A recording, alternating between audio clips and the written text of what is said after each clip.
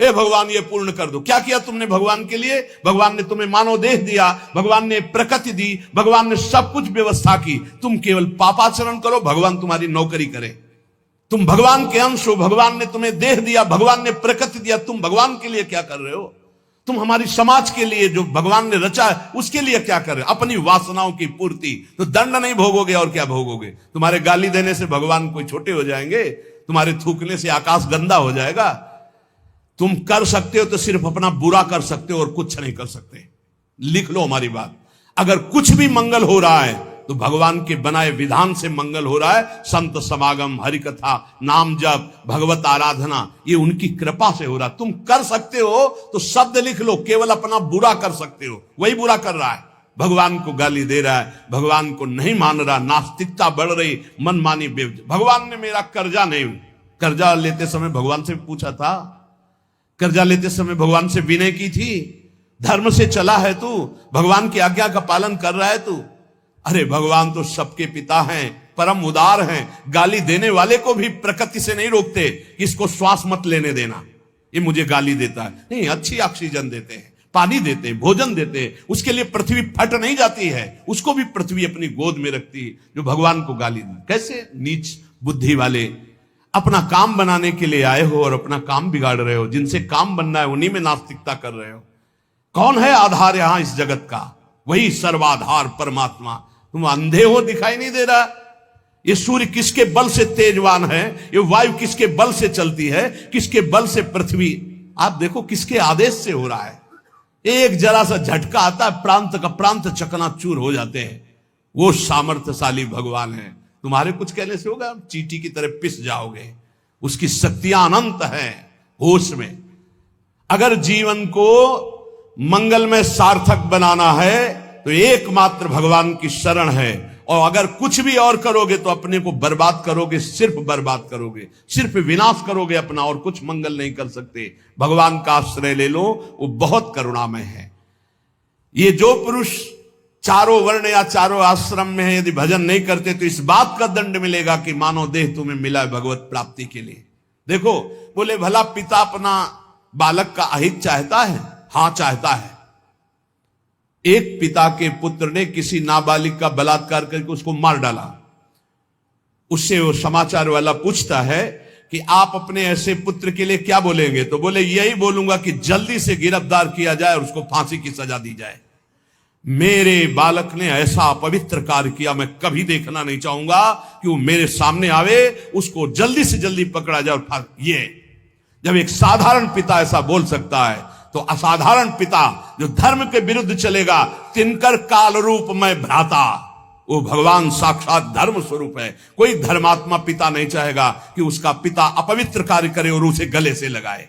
फिर भी मेरे भगवान कह रहे हैं, अहम तो हम सर्व पापेभ्यो मोक्षयिष्यामि मा शुचा अपि चेत सुदुराचारो भजते माम अनन्य भाग। महादुराचारी भी हो तो आ जाए कह के कि प्रभु मैं आपका हूं, आपके सिवा कोई मुझे नहीं बचा सकता, तो मैं तुम्हें साधु सम्मंतव्य सम्यक व्यवसिता हिस्सा, मैं तुम्हें साधु बनाऊं। फिर भी भगवान को कैसे शब्दों से बोलते? कोई भगवान नहीं। मन मानी आचरण करो, पता चल जाएगा भगवान है कि नहीं। अंतिम समय तक तो पता चल जाए। एक डॉक्टर बोले थे हमसे, जब गंगा किनारे भ्रमण करते थे, बहुत अमेरिका से पढ़ के आए थे, मार विज्ञान छांटते चले जाए, कौन भगवान, कैसा भगवान, क्या। अब गंगा किनारे तो एक अलग रहनी थी, उदासीन, ना बोलना किसी से। तो उनसे कहा नहीं, ऐसा अपमान मत करो, भगवान अब कैसे हम तुम्हें छाती चीर के दिखावें कि हैं हम ऐसे जी रहे हैं, ये साधु महात्मा ऐसे जी रहे हैं, केवल हवा में जी रहे हैं, नर्क स्वर्ग की चाह नहीं। लेकिन छाती से कहता हूं, हृदय से कहता हूं, त्रुटि हमारी, करुणा उनकी। अगर कहीं भी हमें कुछ भी असंतोष हुआ है तो मेरे आचरण का, मेरे विचार का, मेरी क्रियाओं का हुआ है, और उनकी कृपा का वार पार नहीं। अपार करुणा बरुणालय। और मिलना, तुम बहुत दूर हो हमसे, तुम दूर हो, लेकिन मेरे प्रिया प्रीतम मेरे से दूर नहीं। अब वो कोई ऐसी दूरबीन नहीं कि मैं तुम्हें दिखा सकूं कि देखो। ये हम कोई प्रमाण तुमसे नमस्कार नहीं चाहने के लिए कह रहे, ये इसलिए कह रहे कि प्रभु कितना प्यार करते, तुम्हें कैसे बताऊं। हजारों प्राण हो तो न्यौछावर कर दे, ऐसा प्यार करते हो। ऐसे नहीं को स्वप्न में आके प्यार करते हो, भाव में आके प्यार करते हैं। जैसी भावना करोगे वैसे ही तुम्हें अनुभव कराएंगे। वो है, प्रत्येक कण में है, प्रत्येक क्षण में वो मेरे साथ है। ऐसा बिल्कुल माइक से कह रहा हो, आचार्य बल से, गुरु बल से, कि विश्वास करो वो केवल ध्यान का विषय नहीं है, वो केवल भजन का विषय नहीं है। वो मित्र की तरह मिलते हैं, वो संभाषण करते हैं, वो साथ खेलते हैं। पर ये बात वही देख सकता है जो उन तक पहुंच चुका है, जो उनके चिंतन में तन्मय है। अन्यथा ये मायाकृत नेत्रों से बात नहीं देखी जा सकती। इसलिए उसका पतन निश्चित है जो मनुष्य शरीर पाकर के भजन नहीं करता है। भगवान ने केवल भजन के लिए दिया है। दुष्यंता पर कायेषु स्वात्मानम हरिमीश्वरम मृत के सानुबंधेस्मिन बद्ध स्नेहा पतंत्यधः। भाई शरीर का अभिमान मत करो, ये मरा ही मरा, अभी मरा या कल मरा, मरा ही है पक्का। मृत्यु प्रतिपल साथ है। ये शरीर मृत शरीर समझो, कब छूट जाए कुछ पता नहीं। इसके संबंधी भी छूट जाएंगे। इस शरीर से प्रेम गांठ करने का मतलब है नरक यात्रा तय करना। इसलिए इससे ज्यादा प्यार मत करो। इसे खूब कई बार हमने प्रार्थना की साधकों से कि शरीर को ऐसा समझो जैसे कंजूस मालिक बेईमान नौकर से काम लेता है, ऐसे ले इससे। इसको छूट दे दी तो ये पूरी की पूरी जिंदगी बर्बाद कर दे। इसे बेईमान जैसे नौकर ना हो। ईमानदार नौकर अपने आप काम करता है, ये अपने आप नहीं करेगा। बेईमान नौकर जो आराम करना चाहता है, लगाओ काम में 4 घंटे, 124 घंटे में 20 घंटे इसको संसारिक काम, साधना के काम, भजन कार्य, आनंद समेट लो। यहां कमाने आए हो, यहां कोई तुम्हारा घर नहीं, कोई मकान नहीं, कोई दोस्त नहीं, कोई परिवार नहीं। ये परदेश है स्टेशन जैसा। तुम्हारी टिकट कटी, भागे, पूछोगे भी नहीं कि ये पत्नी तुम कैसे रहोगे, ये बच्चों तुम कैसे रहोगे। नहीं, चले गए, दोबारा कभी देखने को नहीं मिलेगा। न तुमको वो, न वो तुम्हें, कभी नहीं मिलेगा। ये ऐसा माया का जादू का खेल, सत्ता ही खत्म हो जाती। इसलिए हे भाई, इस शरीर में रहने वाले अपने स्वरूप को जान लो और किसी से भी द्रोह मत करो। वो मूर्ख हैं जो इस अपने शरीर को तो अमर मानते हैं, दूसरे शरीरों को मारकर खाते हैं मांस। देख लो, ये ऋषि मुनियों की वाणी है। आत्मस्वरूप को पहचान लो, वही आत्मा चीटी में, वही सर्वत्र भगवान है। वो मूर्ख हैं जो अपने शरीर को आत्मा मानकर पोषण करते हैं, दूसरे शरीरों की हत्या करके उनका मांस खाते हैं। बोले हम हत्या नहीं करते, हम तो दुकान से ले आते हैं, तो बराबर फल मिलता है। कर्ता, प्रेरक, अनुमोदन, तीनों को बराबर पाप मिलता है। एक जो काट रहा है, एक जो खरीद के ला रहा है, और एक जो बनाकर पका करके खा रहा है, खवा रहा है। तीनों को नरक बराबर दंड मिलेगा। कर्ता, प्रेरक, अनुमोदन। ये कैवल्यम संप्राप्ता ये चातातिश्च मूढ़ताम त्रैवर्गिका क्षणिका आत्मानम घातयन्ति ते। जो लोग ये भगवत प्रदत्त शरीर प्राप्त करके कैवल्य परम पद प्राप्त नहीं कर लेते और ज्ञान बघाड़ते रहते हैं, वो पूरे ज्ञानी भी नहीं है और पूरे मूर्ख भी नहीं है। उनकी बड़ी दुर्दशा होती, ना इधर के रहते ना उधर के रहते, मजरे ढो। सदैव वो अर्थ, काम, वासना इन्हीं में फंसे रहते हैं। एक क्षण के लिए उनको चैन, शांति नहीं मिलती।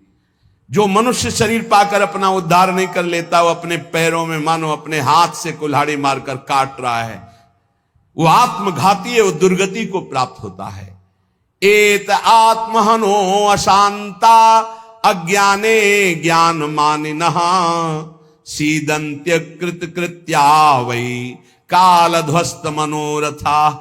ऐसे जो ज्ञान बगाड़ते रहते हैं और ब्रह्म बोध नहीं किया, निरंतर भजन नहीं करते, इनको आत्मघाती कहते हैं। जानते हैं पर मानते नहीं हैं। ये इन आत्मघातियों को कभी शांति प्राप्त नहीं होती, इनकी कर्म परंपरा कभी नष्ट नहीं होती। काल भगवान सदा सर्वदा इनके मनोरथों पर पानी फेरते रहते, हृदय की जलन विषाद कभी मिटने को नहीं होती। इसलिए हित्वात्यायास रचिता गृहापत्य सुहृत श्रियः तमो विशन्त्यनिच्छन्तो वासुदेव परांग मुखा। वासुदेव भगवान श्री कृष्ण के चरणों का आश्रय ले लो, उनसे विमुख मत हो। विमुख होकर यदि तुमने धन रुपया पैसा मकान सब समेट भी लिया तो भाई जब जाओगे कुछ साथ नहीं। एक बार कृष्ण कहा, एक बार राम कहा, एक बार राधा कहा, ये सत्य वस्तु तुम्हारे साथ जाएगी। इसलिए बार बार राम राम कृष्ण कृष्ण हरि हरि राधा राधा बोलते हुए अपना काम करो तो तुम्हारा लौकिक भी पुष्ट और पारलौकिक भी पुष्ट हो जाएगा। जो भगवान नाम जप नहीं करता, भगवान से विमुख है, ना चाहने पर भी विवश होकर उसे घोर नरक में जाना पड़ता है। इसलिए सदगति प्राप्त करने के लिए नाम जप अत्यंत आवश्यक है। ये कलिकाल की बड़ी महिमा वर्णन की भगवान व्यास जी ने।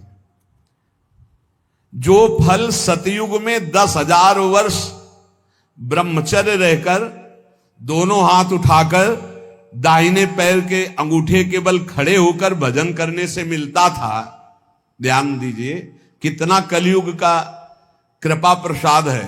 कलयुग को बहुत बुरा कहा जाता है, तो ये बात पक्का समझो, दो पक्ष सब में होते हैं, कृष्ण पक्ष और शुक्ल पक्ष, एक अंधेरे का पक्ष एक प्रकाश का।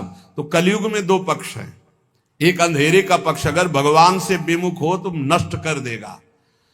यहां कह रहे हैं भगवान महर्षि वेद व्यास देव जी, यत्कृते 10,000 त्रेतायाम हायनेन तत् द्वापरे तश्च मासेन होरात्रेण तत्कलौ तपसौ ब्रह्मचर्यस्य जपादेश्च फलम द्विजा प्राप्नोति पुरुषस्तेन कलिसाध्यति भासितम। सतयुग में 10,000 वर्ष ब्रह्मचर्य से रहकर दाहिने पैर के बल अंगूठे के खड़े होकर दोनों हाथ उठाकर मंत्र जपने से जो फल मिलता था वह त्रेता में 1 वर्ष ऐसी साधना, द्वापर में 1 मास 1 महीने, और कलयुग में 24 घंटे नाम कीर्तन करने से वो फल प्राप्त हो जाता है। सतयुग में 10,000 वर्ष तक, सोचो कितना बड़ा। कलयुग जैसा कलयुग समयुग आन नहीं, जो मन कर विश्वास, जो नर कर विश्वास। बहुत बड़ा लाभ कलयुग, 24 घंटे नाम कीर्तन से वो फल मिलेगा, जो बड़ी बड़ी तपस्याओं से, बड़ी बड़ी साधनाओं से। बोले सतयुग बहुत श्रेष्ठ है, द्वापर त्रेता बहुत श्रेष्ठ है, हमें लगता कलयुग बहुत श्रेष्ठ है। धन्य है कलयुग जो 24 घंटे नाम कीर्तन से वो हजारों वर्ष की तपस्या का फल प्राप्त करा दे। भगवान व्यासदेव जी कहते हैं मैं कलयुग की पूजा करता हूं, मैं उसे सर्वश्रेष्ठ कहा कि सतयुग में ध्यान, त्रेता में यज्ञ, द्वापर में देवार्चन, ध्यायन कृते यजन यज्ञ त्रेतायाम द्वापरेर्चयन यदाप्नोति तदाप्नोति कलौ संकीर्त केशवम। जो सतयुग में ध्यान से, त्रेता में यज्ञ से, द्वापर में पूजा करने से मिलता था, कलयुग में केवल नाम कीर्तन से फल मिल जाता है। इसीलिए नाम संकीर्तनम यस्य सर्व पाप प्रणाशनम। कलयुग में सबसे बड़ी साधना नाम जप करो, नाम कीर्तन करो, लीला चरित्र गाओ, लीला चरित्र सुनो। जो इस कलयुग में अपना कल्याण नहीं कर पाया तो फिर और युग में कल्याण करना बड़ा कठिन। अंगूठे के बल खड़े होके देखो, कई मिनट खड़े रहोगे। ऐसे उपमन्यु आज बड़े बड़े महात्माओं के चरित्र आते हैं, 1000 वर्ष, 10,000 वर्ष ऐसे। अरे यही सौभरी ऋषि यमुना में डुबकी लगा के भजन करके देखो, कई मिनट करोगे। जल को स्तंभित कर दिया, समाधिस्थ। ऐसे ऐसे महात्मा, अपने लोग महात्मा कहते हैं अपने को। डुबकी लगा के 2 मिनट नहीं रुक सकते नीचे, वो समाधिस्थ हैं। मछली को देख के 50 ब्याह करते हो, तुम मोबाइल में देख के क्या करोगे, तुम्हारे हो क्या होगा।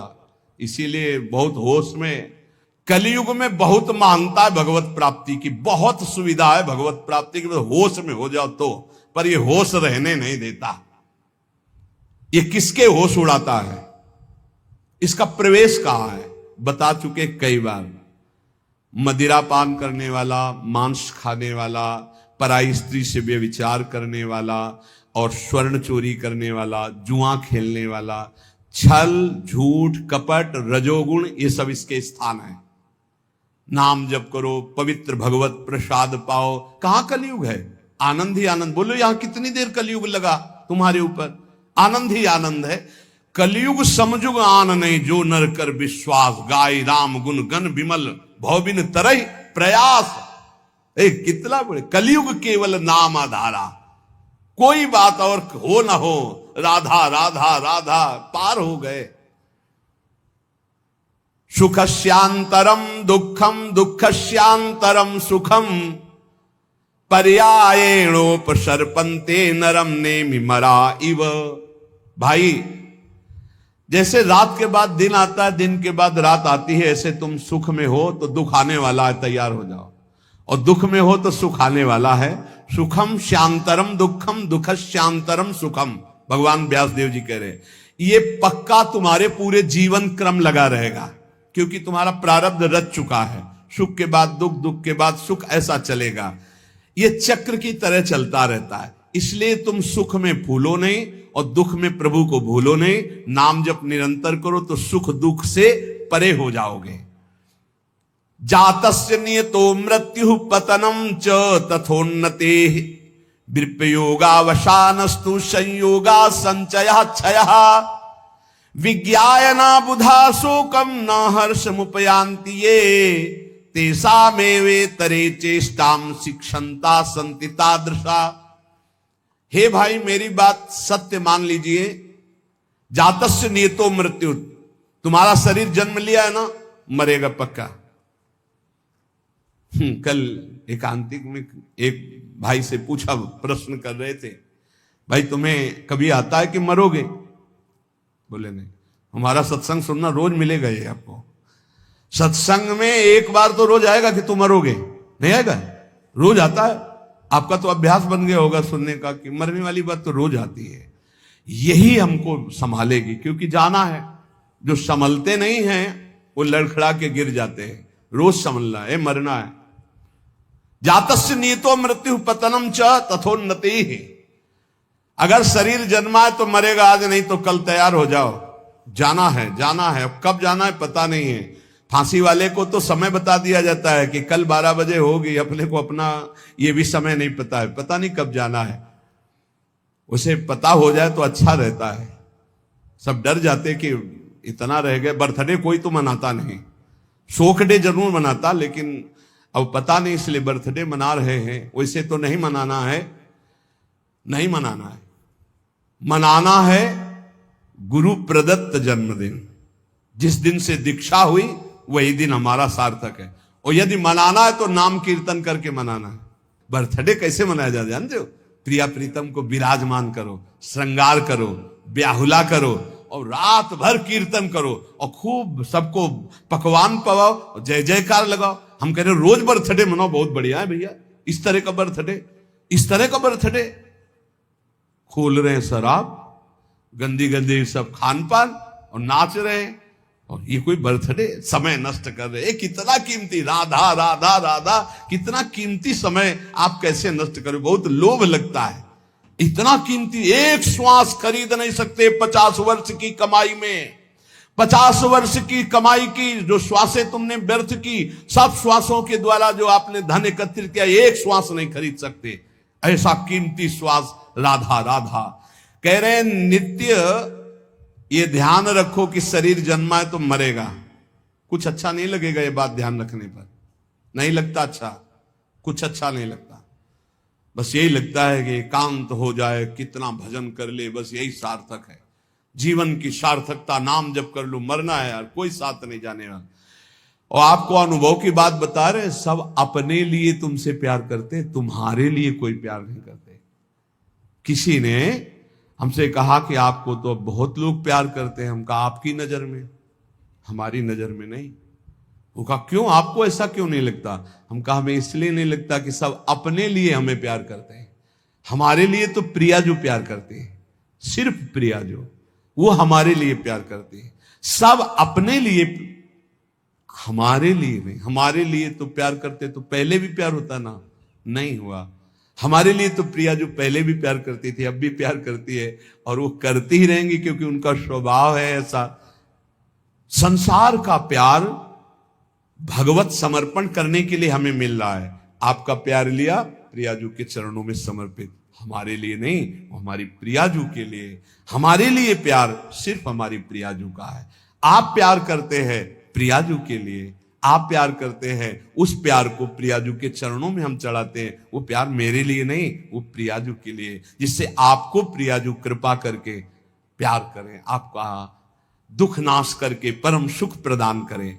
तो हे भाई, जिसका जन्म हुआ उसकी मृत्यु निश्चित है, और जिसकी आज उन्नति है कल उसकी मृत्यु, उसका विनाश, उसका पतन, यही खेल है मृत्यु लोक का। ये बात परसों सत्संग में कही थी। पहले ये नहीं था और बाद में भी ये नहीं रहेगा। हे अर्जुन, ये बीच में दिखाई दे रहा है, इसलिए इस पर विश्वास नहीं। कभी भी उन्नति को उन्नति रूप में स्थायी कहीं नहीं पाया गया, वो अवनति में आई। कभी भी अवनति सदैव अवनति नहीं बनी रहती, वो उन्नति को प्राप्त होती। ये चक्र चल रहा है, इसलिए अभिमान मत करो, फूलो मत, निरंतर भजन परायण रहो। मोहाद अधर्मः या कृत्वा पुनः समनुत्तप्यते, मना समाधि संयुक्तो नशा सेवते दुष्कृतम। ये जो मोहवश अपने शरीर को अविनाशी मान करके पापाचरण करते हैं, ये सच्चे हृदय से प्रायश्चित कर ले, नहीं तो नष्ट हो जाएंगे। हर पाप बम की तरह जमा हो रहा है तुम्हारा, जब फूटेगा ना बिल्कुल नष्ट कर देगा, किसी काम का नहीं रखेगा। जो जो तुम जान रहे हो कि पाप हो रहे हैं, इनका फटाफट प्रायश्चित कर लो। पाठ के द्वारा, भजन के द्वारा, संत महापुरुषों की सलाह के द्वारा उनको नष्ट कर दो, नहीं वो जब वृक्ष रूप हो जाएंगे तब फिर तुम नष्ट नहीं कर पाओगे। एकाग्रता पूर्वक देखो तुमसे कौन कौन पाप हो रहे हैं, वर्तमान में कौन कौन पाप हुए हैं, उन पापों का क्या प्रायश्चित है, उनका प्रायश्चित कर लो। यथा यथा मनस्तस्य दुष्कृतम कर्म गर्हते, तथा तथा शरीरम तु तेना धर्मेण मुच्यते। जैसे जैसे आप जलोगे अंदर से, अरे कैसे पाप हो गया, कैसे हटे, हे भगवान मैं बहुत परेशान हूं, ये नीच मन मुझे बहुत जला रहा, रो लिया, पाप नष्ट हो गया। ड्रामा नहीं, असलियत में जैसे जैसे तुम उस पाप कर्म की निंदा करोगे अंदर से, धिक्कार है, धिक्कार है, कैसे हो गया मेरे से, प्रभु कैसे हो गया, नाथ मुझे बचाओ, ये अंदर जलोगे तो कह रहे हैं वो पाप कर्म नष्ट होना प्रारंभ हो गया। त्यों तुम्हारा शरीर निर्मल होना शुरू हो जाएगा। और यदि प्रायश्चित नहीं किया तो शरीर दंड मिलेगा। इसीलिए जैसे कोई तुम्हारी निंदा कर रहा है, कोई तुम्हारा अपमान कर रहा है, तुम्हारा मन जल रहा, सह लो, तुम्हारे पाप नष्ट कर रहा है वो, बड़ी कृपा है उसकी हमारे ऊपर कि बिना शारीरिक दंड के वो मन को जला करके हमारे पापों को भस्म कर देता है। यदि आपने प्रायश्चित नहीं किया, आपने पाठ जप तप के द्वारा पाप को नष्ट नहीं किया तो वो दंड देगा। एक और उपाय बता रहे हैं, यदि विप्रा कथयते विप्राणाम धर्मवादिनाम ततो अधर्म कृतान क्षिप्रम अपराधात प्रमुच्यते।